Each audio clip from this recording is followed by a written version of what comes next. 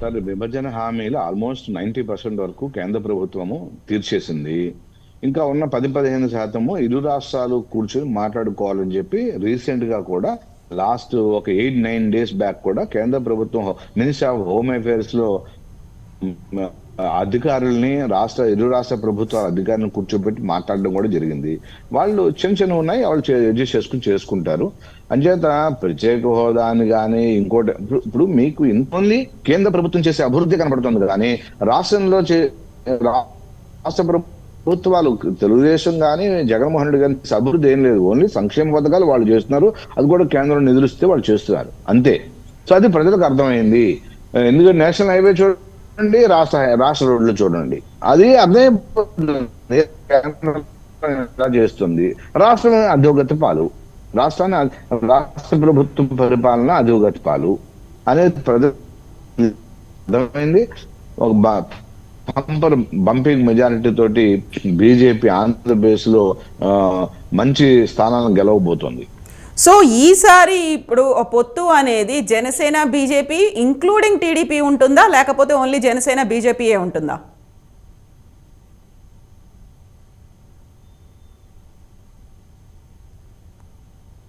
రఘురామ్ గారు, మీకు క్లారిటీ త్వరలో వస్తుందండి. You will get a clarity very soon. త్వరలోనే మీకు క్లారిటీ వస్తుంది. సో త్వరలోనే క్లారిటీ వస్తుంది అంటే నిన్న జరిగిన భేటీలో ఆ ప్రస్తావన కూడా ఏమైనా వచ్చిందా బీజేపీ గురించి? వాళ్ళిద్దరు ఏం మాట్లాడుకున్నారో మాకు తెలియదండి. వాళ్ళిద్దరు మాట్లాడుతున్నారు కదా, తెలుగుదేశం సేన మేము లేవు మధ్యలో కదా అక్కడ ఆ మీటింగ్ లో, అనేది తెలియదు మాకు. ఓకే, సో పవన్ కళ్యాణ్ ఏమన్నా మీ వైపున కూడా మాట్లాడారా?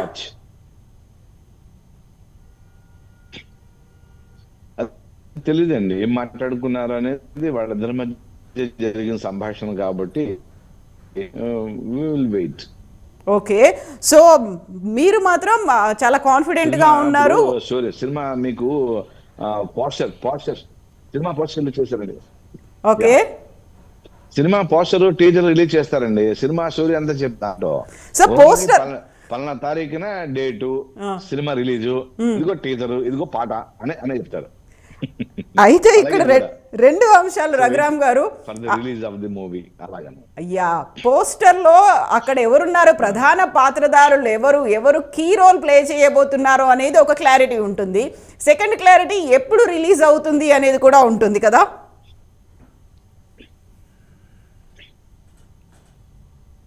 అవునండి, అందుకనేగా కొంతమంది ఇప్పుడు కొన్ని మూవీస్ ఎవరు మెయిన్ విలనో దాని పోస్టర్ లో ఉండదండి. హీరో మాత్రం ఉంటాడు, హీరోయిన్ కూడా ఒక్కొక్కసారి ఉండదు. అంచేత పోస్టర్ చూసి అంత అర్థం కాదు కాబట్టి ఇది కూడా అంతేనండి. సో వెయిట్ ఎలక్షన్ డేట్ అయితే రిలీజింగ్ డేట్. సో అంచేత wait for the further date అంతే. హీరో ఎవరండి? క్లారిటీ ఫుల్ ఉందండి. హీరో ఎవరు? ఫుల్ క్లారిటీ, బీజేపీనే హీరో. ఓకే, బీజేపీనే హీరో. ఓకే, సో ఇప్పుడు రిలీజింగ్ డేట్ అనేది ఎప్పుడు ఉండబోతోందండి? Hero, yes, election date releasing date అండి. అది ఎప్పుడుంది యాక్చువల్ గా? సో ఫిబ్రవరిలో ఉంటుందా, March or April? Election date కి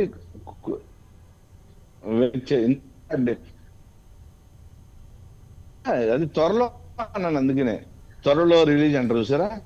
డేట్ చెప్పరు కొన్ని సినిమాలు, త్వరలో రిలీజ్ అంటారు. మనం ఊహించుకోవడమే, ఏ నెలలో పండుగ ఉందా, ఎదురుగుండా ఏం వస్తుంది, దీపావళి సంక్రాంతిగా చూసారు చెప్తారు కదా, త్వరలో రిలీజ్ అని పెడతారన్నమాట. అలాగే ఇది కూడా వీ హ్యావ్ టు త్వరలో క్లారిటీ. సో అన్నిటి కోసం మేము ఎదురు చూడాలి. బట్ కార్యకర్తలకి, మీ క్యాడర్కి, అక్కడ ఉన్నటువంటి లీడర్కి, ఇంక్లూడింగ్ బీజేపీ ఆంధ్రప్రదేశ్ అధ్యక్షురాలికి కూడా క్లారిటీ ఉందా? పిచ్చ క్లారిటీ బీజేపీ క్లారిటీతో ఉందండి. ఓకే, మేము ఇప్పుడు సినిమా తీసేవాళ్ళకి క్లారిటీ ఉండదా అండి? డైరెక్టర్ కి, ప్రొడ్యూసర్ కి సినిమా స్టోరీ తెలుస్తుంది, సినిమాలో ఏం జరుగుతుందో తెలుస్తుంది, ఎవరు హీరో ఎవరు విలన్ మొత్తం తెలుస్తుంది, క్యారెక్టర్లు తెలుస్తుంది. మేము చెప్పం కదా బయటికి, చెప్పేస్తే సినిమా అయిపోతుంది కదండి. సినిమా థియేటర్ ఎందుకు వస్తారు? అలాగే ఎన్నికలకి టైం ఉంది కాబట్టి ఖచ్చితంగా క్లారిటీ త్వరలో వస్తుంది. ఇప్పుడు ఇది అనేది దెన్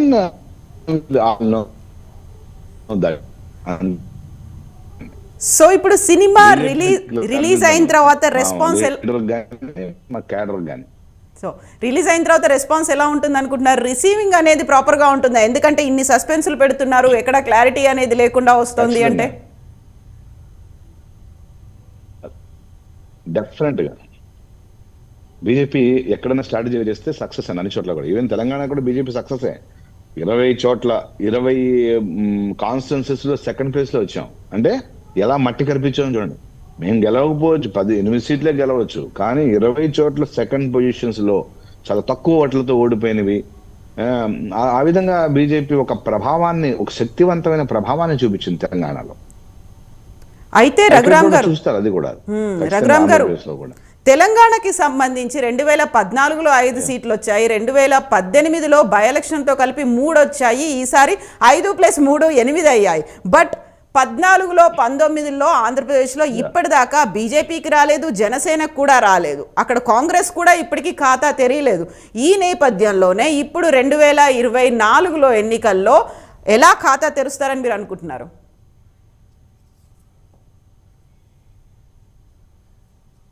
చూడండి, 1 సీటు నుంచి 2 నుంచి చెప్పారు మీరు 8 వచ్చాయని. 4 ఎంపీలు, 1 నుంచి 4 ఎంపీలు గెలిచాం. ఇప్పుడు 4 నుంచి 8 ఎమ్మెల్యేలు వచ్చాం కదండి. ఈ 9 కావచ్చు ఎంపీ, 10 కావచ్చు. సో ఎంపీలు అక్కడ గెలవబోతున్నాం, సంఖ్య ఆంధ్రప్రదేశ్ కూడా ఎంపీలు గెలవబోతున్నాం. గతంలో 2 గెలిచాము, ఇప్పుడు 4 గెలుస్తామా 6 గెలుస్తామని వెయిట్ చేయాలి. సో మీరనే పొత్తు అసెంబ్లీకి ఉంటుందా, పార్లమెంట్కి ఉంటుందా?